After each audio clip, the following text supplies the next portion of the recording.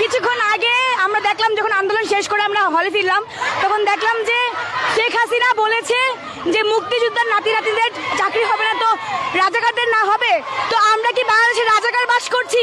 সেই জন্য আমরা এই বিক্ষোভ মিছিল বের করেছি, মশাল মিছিল বের করেছি। আমরা সবাই ক্ষুব্ধ হয়েছি। তিনি আমাদের অভিভাবক, তিনি আমার একটা কথা কিভাবে বলতে পারেন? এই ক্ষুব্ধতার ভিত্তিতে আমরা এত রাতে হলের তালা ভেঙে, প্রত্যেকটা মেয়েদের হলের তালা ভেঙে আমরা এখন রাজুতে অবস্থান করব মিছিল নিয়ে।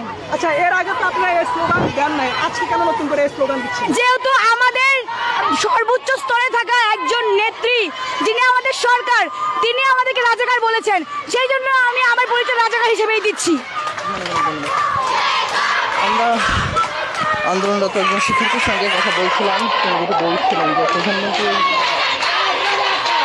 বিশুদ্ধ হয়ে মূলত তারা বিক্ষোভ মিছিলটি শুরু করেছেন। হাজারো নারী শিক্ষার্থী ইতিমধ্যে এই বিক্ষোভ মিছিলে অংশগ্রহণ করেছেন। আপনারা যদি সামনে দেখেন, ইতিমধ্যে অনেক শিক্ষার্থীরা এই বিক্ষোভ মিছিলে যুক্ত হয়ে গিয়েছেন।